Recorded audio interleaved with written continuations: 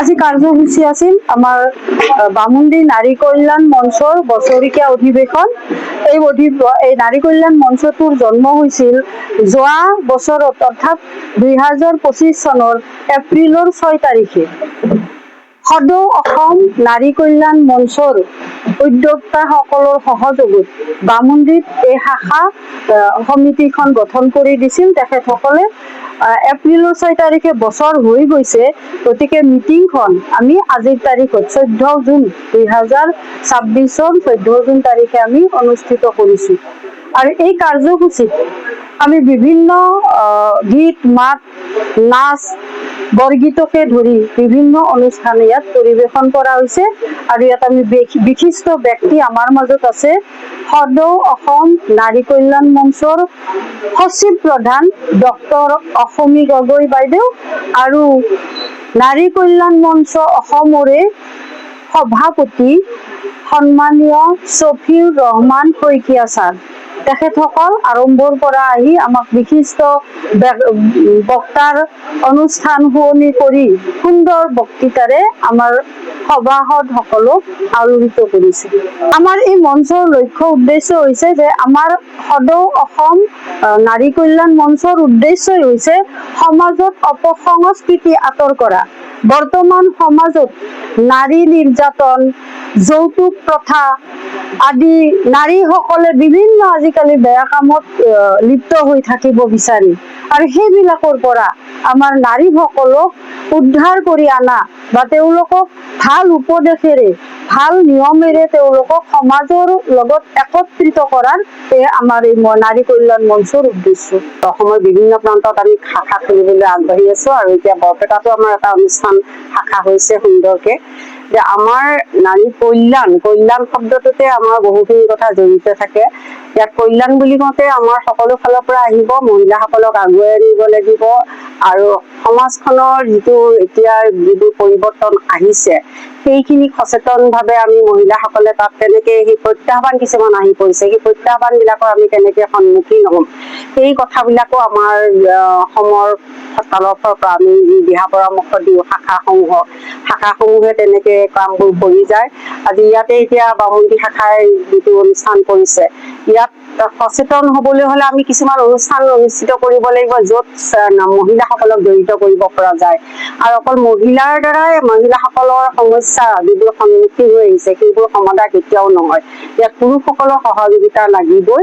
শিক্ষা দীক্ষাৰ ক্ষেত্ৰত মহিলাগৰাকীক পুৰুষ পিতৃ মাতৃ বা অভিভাৱকসকলে যেনেকে ছোৱালীজনীক ঘৰুৱা কামতে ব্যৱহাৰ কৰি নাথাকি ছোৱালীজনীক উলিয়াই পঠাব লাগিব, উপযুক্ত শিক্ষাৰ কাৰণে বিদ্যালয়লৈ পঠাব লাগিব, তেনেকে ঘৰখনত পঢ়া শুনাৰ কাৰণে সুবিধাও দিব লাগিব।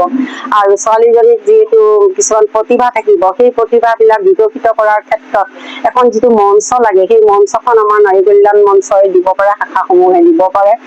আৰু মানসিক যিটো সাহস, শিক্ষাৰ দ্বাৰাহে মানসিক সাহস এগৰাকী ছোৱালীয়ে পাব পাৰে, আৰু এনেকুৱা এখন মঞ্চত জড়িত হৈ তেওঁলোকে বহু কথা জানিব পাৰে, সেই ব্যৱস্থাটো আমাৰ নাৰী কল্যাণ মঞ্চৰ পৰা দিবলৈ আগবঢ়া হৈছে। লগতে এতিয়া যিটো নাৰী নিৰ্যাতনৰ ক্ষেত্ৰত হয় আমাৰ মহিলাসকলে বহুতখিনি দায়ী।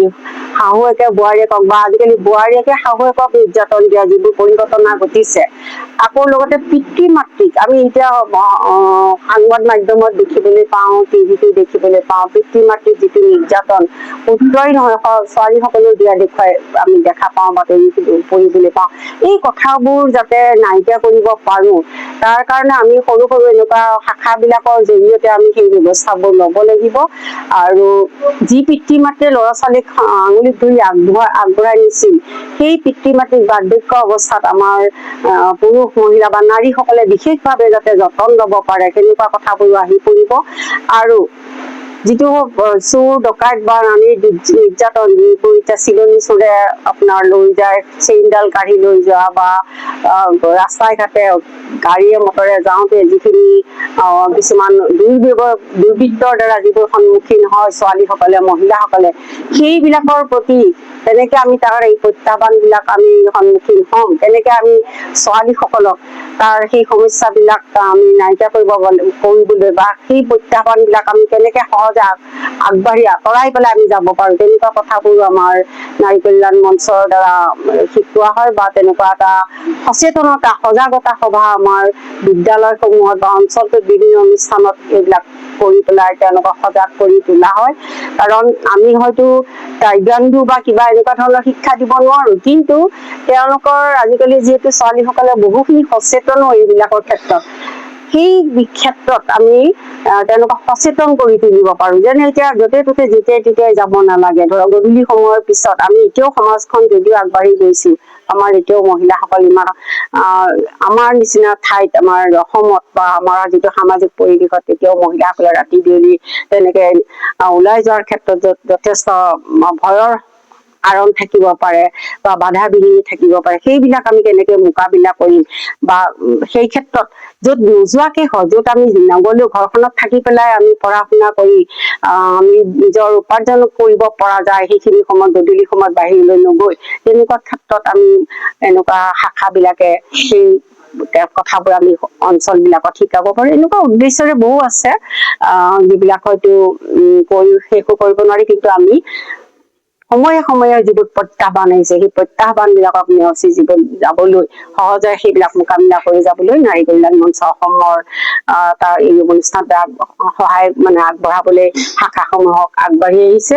আৰু লগতে প্ৰতিভাসমূহ প্ৰত্যেকজন ছোৱালী বা মহিলাসকলৰ যিবোৰ প্ৰতিভা আছে, সেই প্ৰতিভাসমূহ বিকশিত কৰাৰ ক্ষেত্ৰত লেখা মেলা ক্ষেত্ৰতেই হওক, আজি ইয়াতে যেনেকে গীত মাত কৰিছে এইবিলাকৰ ক্ষেত্ৰতেই হওক, এনেকে ধৰণৰ আমি অনুষ্ঠান বিলাকৰ জৰিয়তে শাখাসমূহৰ জৰিয়তে আগবঢ়াবলৈ বিচাৰো।